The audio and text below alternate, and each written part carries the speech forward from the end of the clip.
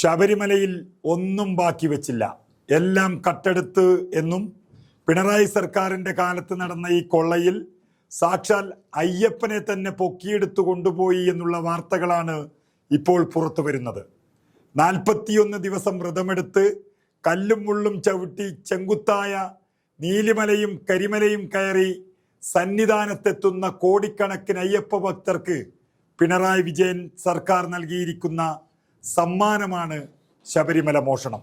അടപടലം തകരാൻ പോവുകയാണ് ഈ സർക്കാർ എന്ന റിപ്പോർട്ടുകളാണ് SIT സംഘം പുറത്തുവിട്ടിരിക്കുന്നത്. അതായത് ഇതുവരെയുള്ള സ്വർണ്ണക്കൊള്ളയുടെ വിവരങ്ങൾ അറിഞ്ഞു തന്നെ സ്തംഭിച്ചു നിൽക്കുന്ന ശബരിമലയിൽ കേട്ടതിൻ്റെ 100 ഇരട്ടി സ്വർണ്ണക്കൊള്ളയുടെ വ്യാപ്തി കൂടുന്നു എന്നാണ് അന്വേഷണ സംഘം അറിയിച്ചിരിക്കുന്നത്. നടന്നത് വൻ കൊള്ളയാണെന്നാണ് SIT അന്വേഷണത്തിലെ നിർണായകമായ കണ്ടെത്തൽ.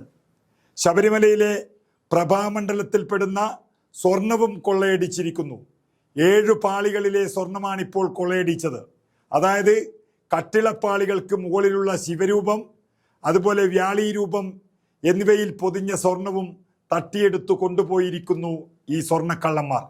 SIT കോടതിയിൽ നൽകിയ റിപ്പോർട്ടിലാണ് ഈ സുപ്രധാന കണ്ടെത്തലുകൾ ഉള്ളത്. അന്വേഷണ റിപ്പോർട്ട് പുറത്തു വന്നുകൊണ്ടിരിക്കുകയാണ്. പ്രഭാമണ്ഡലത്തിലെ സ്വർണവും കട്ടിളപ്പാളികൾക്ക് മുകളിലുള്ള ശിവരൂപത്തിലെയും വ്യാളി രൂപത്തിലെയും പൊതിഞ്ഞ സ്വർണം കടത്തിക്കൊണ്ടുപോയി ചെന്നൈയിലെ സ്മാർട്ട് ക്രിയേഷനിൽ എത്തിച്ചാണ് വേർതിരിച്ചത് എന്നും SIT ഹൈക്കോടതിയിൽ നൽകിയ റിപ്പോർട്ടിൽ വളരെ വ്യക്തമായി പറയുകയാണ്. പ്രതികൾ ഹാജരാക്കിയ സ്വർണത്തേക്കാൾ കൂടുതൽ സ്വർണം ഇനിയും കണ്ടെത്താനുണ്ടെന്നും അധിക സ്വർണം കണ്ടെത്താൻ അന്വേഷണം തുടരുകയാണെന്നും SIT റിപ്പോർട്ടിൽ വ്യക്തമാക്കുകയാണ്.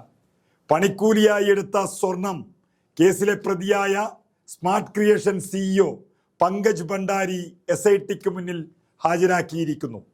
109 243 ഗ്രാം സ്വർണമാണ് SITക്ക് കൈമാറിയിരിക്കുന്നത്.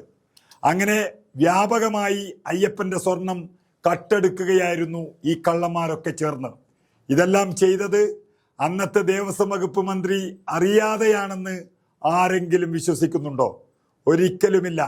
കടകംപള്ളി സുരേന്ദ്രന് ഇപ്പോഴുമുള്ള ധൈര്യം എന്ന് പറയുന്നത് ഇത് തനിക്ക് മുകളിലുള്ളവരും അറിഞ്ഞിട്ട് ചെയ്തതാണ് എന്നുള്ളതാണ്. അവരാണ് അന്വേഷണ സംഘത്തെ നിയന്ത്രിക്കുന്നത്. അതുകൊണ്ട് തന്നെ രക്ഷിക്കാൻ മുകളിലുള്ളവർ ഒപ്പമുണ്ടാകും എന്നുറപ്പിച്ചിട്ടാണ് കടകംപള്ളിയുടെ നീക്കം മുഴുവനും. അതായത് നമ്മൾ ഇതുവരെ പറഞ്ഞതിൽ നിന്നും കേട്ടതിൽ നിന്നും എത്രയോ കൂടുതൽ അയ്യപ്പന്റെ സ്വർണം പുറത്തേക്ക് കടത്തിയതായി റിപ്പോർട്ടുകൾ വന്നിരിക്കുന്നു. അത് ഹൈക്കോടതിയുടെ മുന്നിൽ എത്തിയിരിക്കുകയാണ്. ജയിലിൽ കിടക്കുന്ന പത്മകുമാർ കടകംപള്ളി സുരേന്ദ്രന്റെ പേര് പറഞ്ഞതായിട്ടാണ് അറിയുന്നത്.